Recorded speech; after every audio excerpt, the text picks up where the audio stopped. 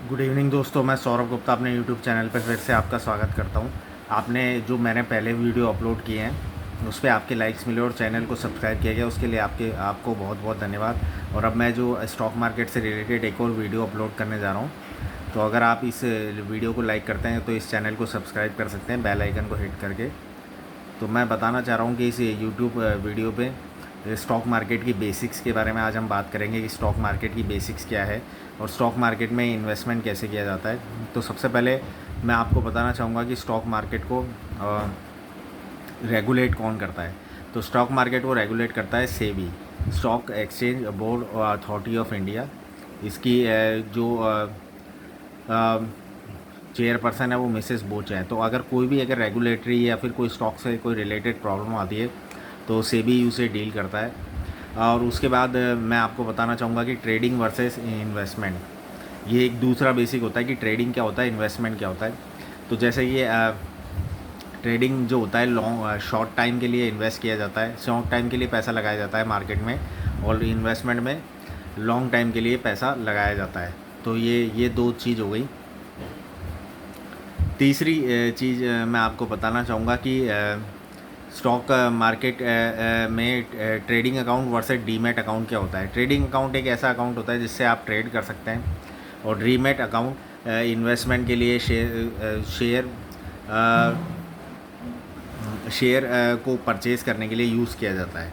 और अब मैं आपको बताना चाहूँगा कि शेयर मार्केट में ब्रोकरेज क्या होती है और ब्रोकरेज की क्या, ब्रोकर की क्या भूमिका होती है। तो शेयर मार्केट में ब्रोकरेज एक बहुत इम्पॉर्टेंट रोल प्ले करता है। तो जैसे कि मैं आपको बताना चाहूँगा कि बहुत सारी कंपनियों के अलग अलग ब्रोकरेज होती है।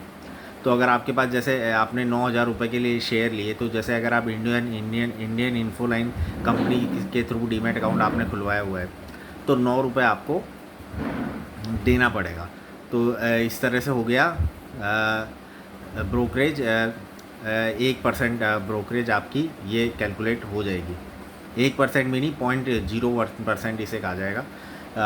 और जो ब्रोकर होते हैं वो एक तरह से फ्रेंचाइजी लेके मार्केट में अपनी इस्टेब्लिश्ड होते हैं, और वो आजकल रिलेशनशिप मैनेजर भी के थ्रू का वर्ड भी उनके लिए यूज़ किया जा रहा है।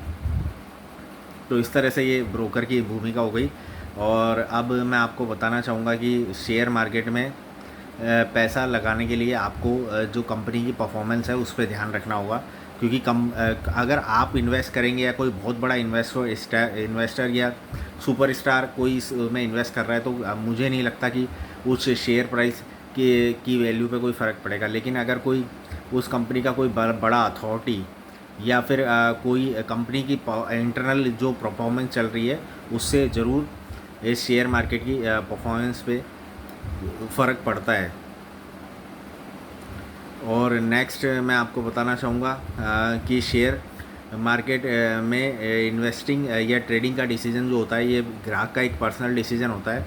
आप अपने स्टॉप लॉस और टारगेट सेट करके इसे इन शेयर्स को होल्ड कर सकते हैं, या फिर आप प्रॉफिट या लॉस बुक करके एग्जिट भी हो सकते हैं। तो उम्मीद है आपको ये जानकारी वाकई मिल के बहुत अच्छा लगा होगा।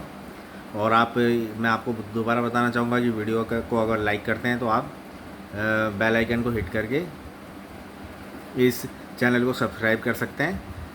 और this is Saurabh Gupta signing off from the YouTube channel. तो thank you very much and have a good day.